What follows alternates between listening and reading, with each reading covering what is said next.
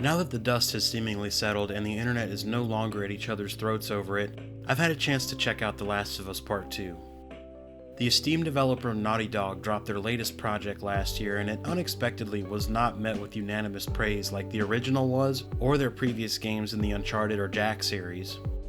I've come out the other side of it with a lot of thoughts about the game, so I've decided to throw my 2 cents into the discourse. I thought the game was actually pretty good. Game of the Year good? Absolutely not. That's either Doom Eternal or Final Fantasy VII Remake. Personally, I feel that Naughty Dog should be disqualified from that conversation entirely anyways, given the amount of crunch and staff turnover that's been reported at Naughty Dog over the course of the PS4's life cycle. But what they've put forth with this game is really good. It has a more interesting story than the first, some great plot twists, a psychotic attention to detail, and some great third-person shooting mechanics. There's a little too much shuffling around for supplies and ammo for my taste, which kills that usually impeccable Naughty Dog pacing, but it's still a great outing overall. But that's not what I'm here for today. This isn't going to be a typical review, there's plenty of those already. What I really want to discuss is the discourse surrounding the game. I'm not going to touch on any of the complaints from the transphobes, the ridiculous Neil Druckmann self-insert conspiracy theory, or anything else of that nature. But I did see a fair amount of thoughtful criticism that I feel misses the mark on what The Last of Us Part 2 set out to accomplish. Just a heads up, I'm about to spoil both the first Last of Us as well as Part 2. You've been warned.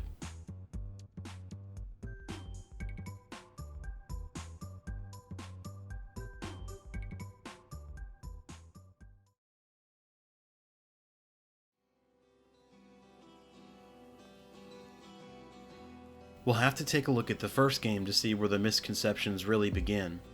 In the original, the driving force of the game's narrative is Joel's journey to deliver Ellie to the Fireflies and the relationship that they build during the journey. The world has all but succumbed to a deadly zombie virus, but 20 years after the initial outbreak, Ellie is discovered to seemingly be the only person in the world that is immune. Joel is tasked with taking her across the country in hopes that the Fireflies, a militia group that has taken charge of multiple quarantine zones, has some scientists that can manufacture a cure. After numerous bonding moments and suffering the occasional tragedy, Joel begins to see Ellie as a daughter. Fitting the bleak world Naughty Dog created, the ending isn't a pleasant one. After finally arriving at a Firefly hospital, Joel discovers that the only possible way to find a cure is to perform a fatal brain surgery on Ellie to harvest the fungal infection. Joel, having lost his own daughter years earlier at the start of the outbreak, decides he is not losing a second child. He proceeds to break into the operating room and bust a cap in everyone in the room, killing all the doctors and saving Ellie. After regaining consciousness, Ellie confronts him about what happened, and Joel proceeds to lie to her that there was never any hope for a cure.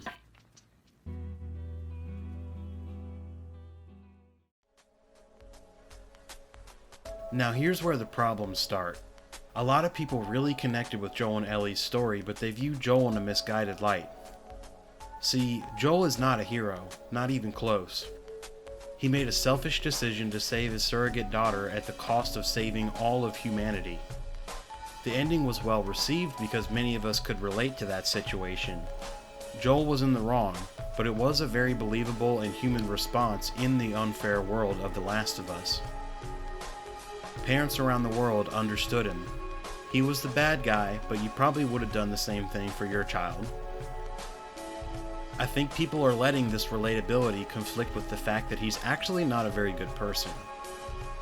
I do think it's a little shady to kill a teenage girl without even telling her that the process will kill her, but she knew that was a possibility, and Joel bursting in and killing everyone in the building is what we call an overreaction.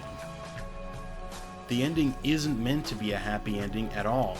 He single-handedly destroyed the only hope for a vaccine, meaning the world will slowly but inevitably die. Doesn't sound so heroic, does it? I think it gets misinterpreted as a more traditional, yay, he saved his daughter kind of ending because of his relatability, but Joel was the villain here. That's what made The Last of Us's ending so powerful. He just happened to be a villain that we could all see ourselves being. To understand where they took Joel in Part 2, we needed to properly contextualize who he is as a person. A bad guy who did bad things.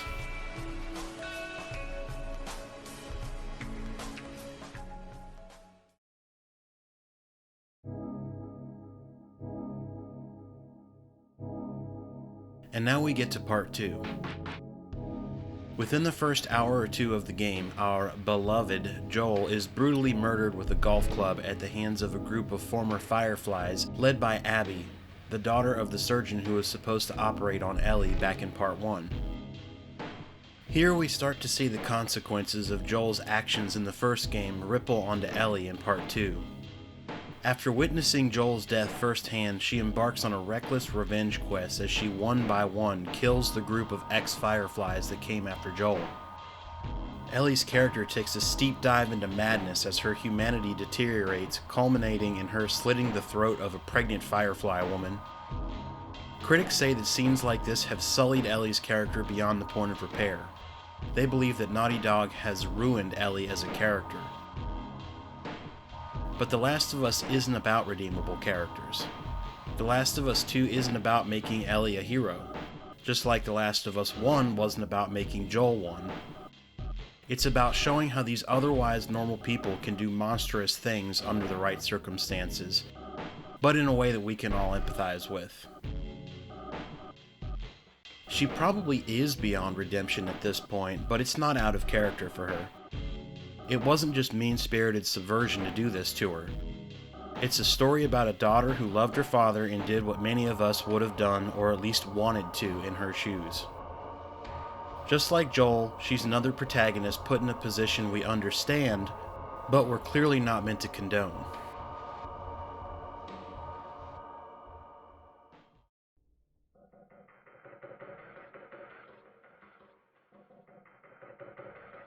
A big point of contention comes from the game's twist.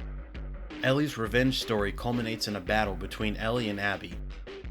Abby and her friend Lev confront Ellie and her friends after discovering the corpses of Abby's friends.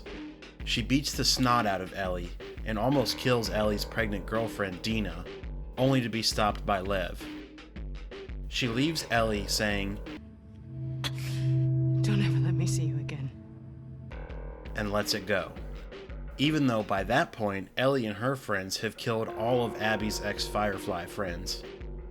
From this point on, you play as the villain of the story, Abby. Except, she really shouldn't be called that. Just like Ellie and Joel, Abby is a character who has been put into an unfair situation and responds like many of us would. Her father has been murdered and she just wants the person who wronged her to suffer the consequences. It's just as relatable a motivation as Joel's decision in Part 1 or Ellie's revenge story in Part 2. Therein lies the problem with mischaracterizing Joel and Ellie. Abby isn't the villain who wronged Ellie. She's just another morally ambiguous protagonist who's been put in a position we can empathize with while not agreeing. She just happens to be on the receiving end of Joel's questionable decisions in Part 1. Unlike Ellie, however, Abby is successful. After torturing and killing a man in cold blood, we see that it has done nothing for her. All she's really accomplished is continuing the cycle of suffering. Now, just like Joel, she is dealing with the consequences of her actions. Joel's actions led to him being murdered. Abby's actions led to all of her friends being killed by Ellie. She has learned that revenge is only leading to more suffering. This is her character development, her redemption. By sparing Ellie and Dina, Abby has done what Ellie could not.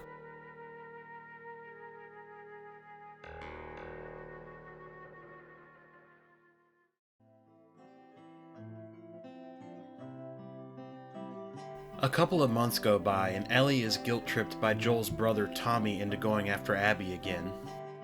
By this point, Abby and Lev have been captured by a crazy slave-driving biker gang.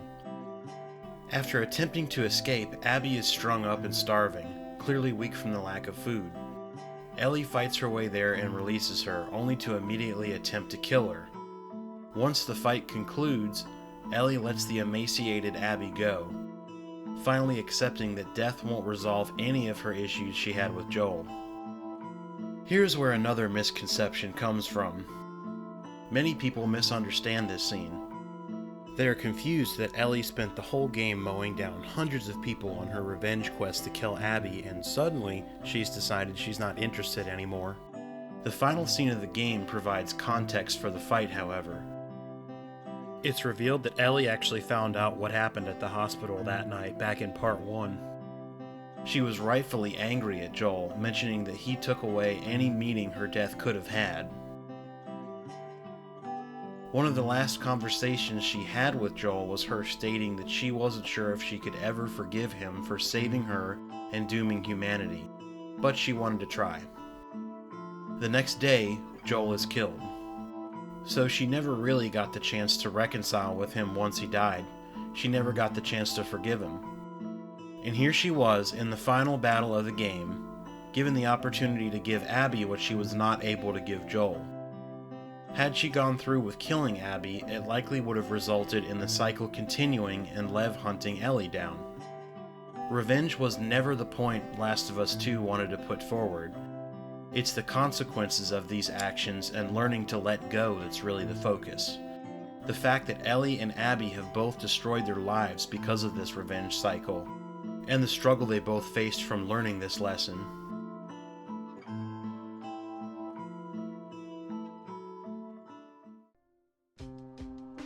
So my point is, all of this stems from the misunderstanding that Joel and Ellie are heroes. There are no heroes in The Last of Us, just damaged people broken by the cruel world that The Last of Us franchise is set in.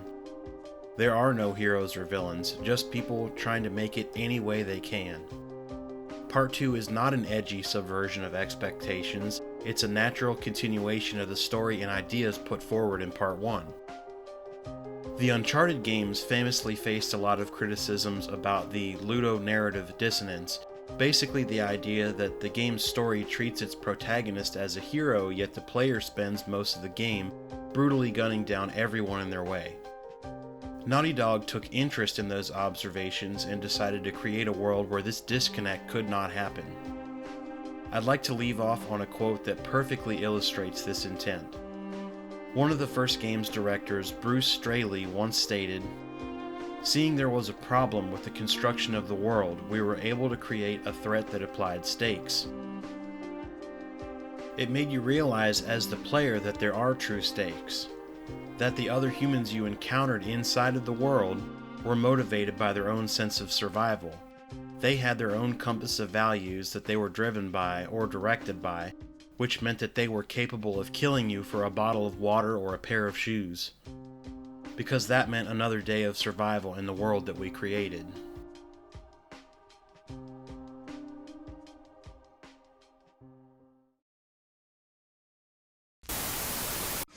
Bonus stage.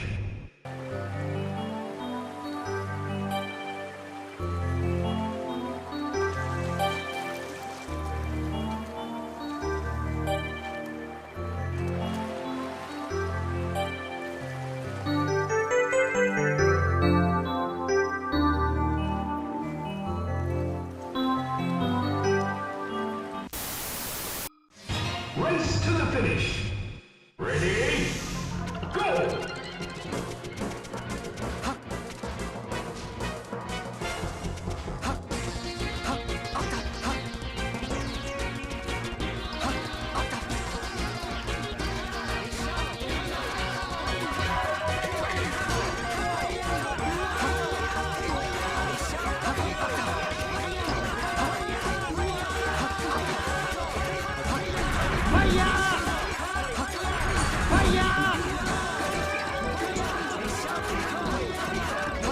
Complete.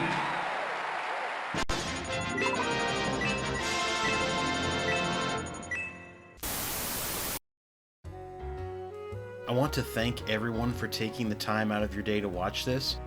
Originally, I was trying to get one video out per month, and clearly that did not happen, but I'm back. The next video I had originally planned is a review of Ghost of Tsushima, but while writing that script I checked out The Last of Us 2, not intending to make a video on it, and well, here we are. Anyways, my Ghost of Tsushima video should be done pretty soon as well. Thank you again for checking out my channel. I would greatly appreciate any likes, comments, or subscribes. See you next time.